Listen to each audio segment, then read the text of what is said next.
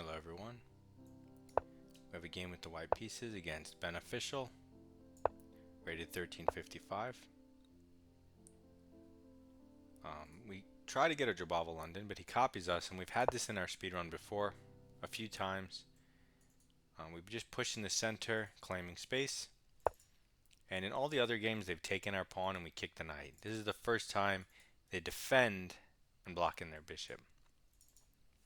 So in this line, maybe you could take and then it's just an equal game, but that opens his bishop. So I'm going to push past, create this advanced French structure, close the pawn chain, and gain some space.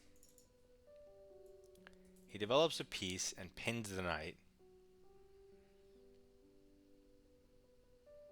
which is fine. The drawback is it undefends g7. So I'm going to throw in queen g4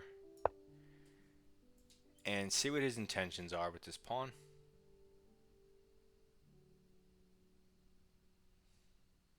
Developing a piece for free. So he plays g6, giving me the turn back.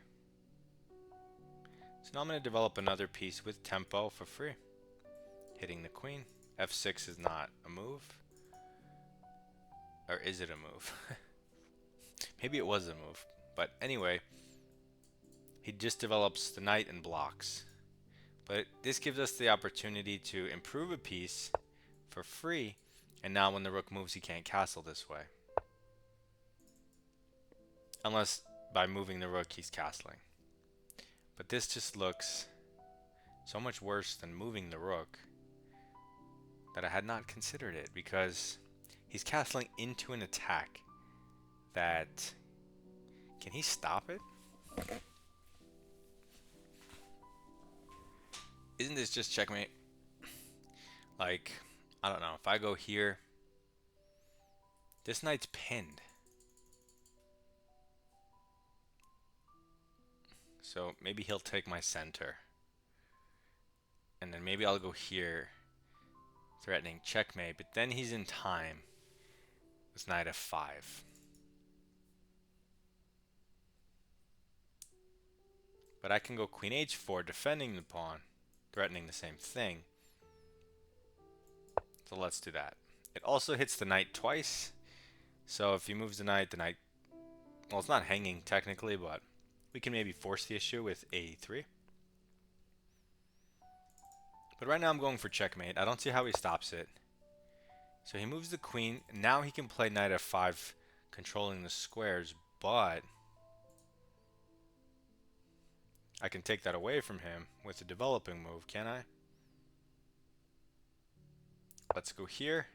And now when we go queen h6, if he tries to stop us, we can take the knight.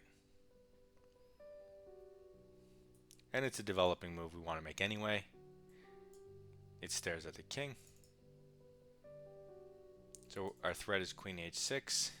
And that's the benefit of the pawn on e5. It's the reason why when there's tension, I like to push and gain the space in the French and the caro-kann, because then you get attacks on the king.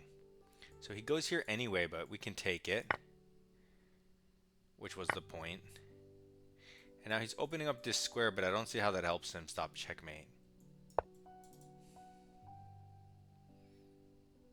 Yeah, there's nothing to do, so that's just mate on move 12. Nice and easy. And I recommend you guys learn how to play this structure, because you can get it a lot from many different openings. You can transpose into it. And so if you learn how to play it and you get it a lot, you can outplay your opponent a lot.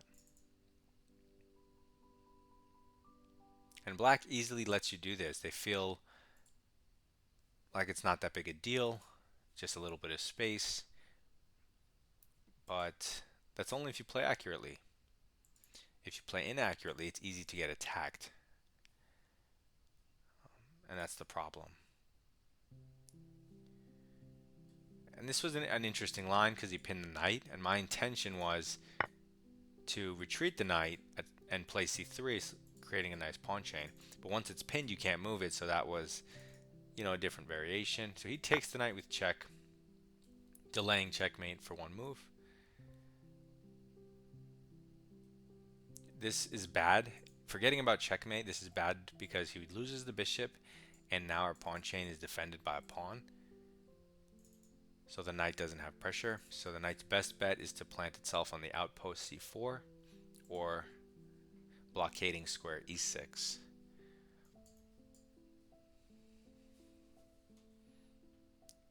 But considering there's a checkmate, I mean, they should just resign, yeah.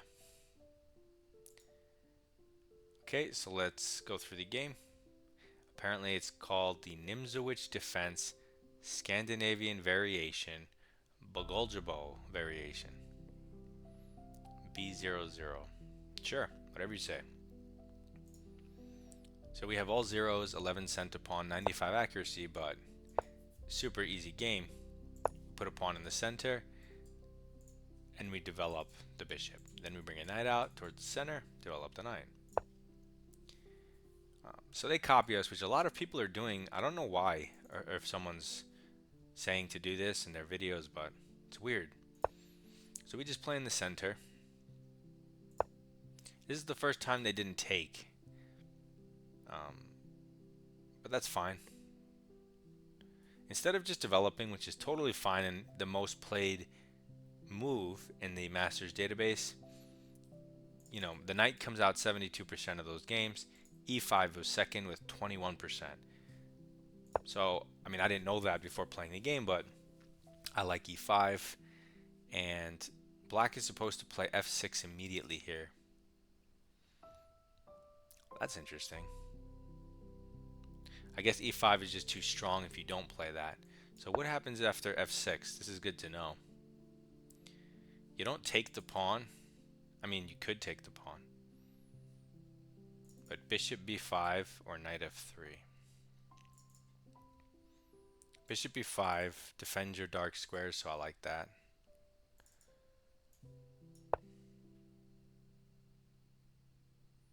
If he breaks the pin, I don't even mind taking at some point. But let's defend the dark squares. If he ever takes, we take with this, and then the pawn probably. Alright, I'm getting a little on a tangent. So, okay, so we push. It's a good move that gains space. It's hard for black to deal with practically. And if you're going to play f6 as black, you need to know the ideas and the strategies and like what's the point and how it works. And if you don't know that, you can land yourself in serious trouble. That's why a lot of people don't play it. Even I don't know the workings of f6. It's a mysterious move. So anyway, we develop, and for free, it says it's plus 0.8, which is a nice advantage for doing nothing. And then we develop for free. And now it goes from, you know, white is slightly better to white is completely winning. And all he did was develop a knight and block this. So the most natural thing in the world. And that's why I'm saying practically it's hard to play for black. You have to be very accurate. I don't even know. Did I take advantage of this? Yeah, okay, so +2. What's the absolute best? Oh, it is my move. Why did they... So anyway, we improve a piece for free. And then he castles, which my brain didn't even consider because it looks like you're just getting mated. So I assumed he was going to move the rook and castle the other way. So I didn't even mention castling. So when he did it, I was a little stunned. But yeah, the evaluation goes from 1.8 to 3.6. It doubles in how bad it is for black once he castles. But I mean, it's kind of obvious that you're just going to get checkmated on dark here. But not to everyone. So we go queen h4, defending and attacking. It's just way too strong. Improving for free. That's why you don't just want to casually develop or castle, which are all good moves, but you're not playing to make good looking moves. You're playing to win. And when you play those moves, you're missing opportunities. So it's all about timing. Like comedy. So we develop to the center. We take the only defender of the dark squares. And it's mate in 3, mate in 2, mate in 1. Mate on the board. Good game against beneficial. This structure you really should get familiar with. You should get familiar with how black positions his pieces with c5, knight f6, queen b6, attacking that center like in the French. And just learn some ideas around it. I don't know. I think if you can get this structure, you just have a nice game. You know, you put your bishop out, your knights out, you just have a little more space. If they castle short, you can launch the h pawn, attack the king. While they're kind of fiddling around on the queen side, who knows what they're doing? I don't know. Just a preference. It's worth a shot.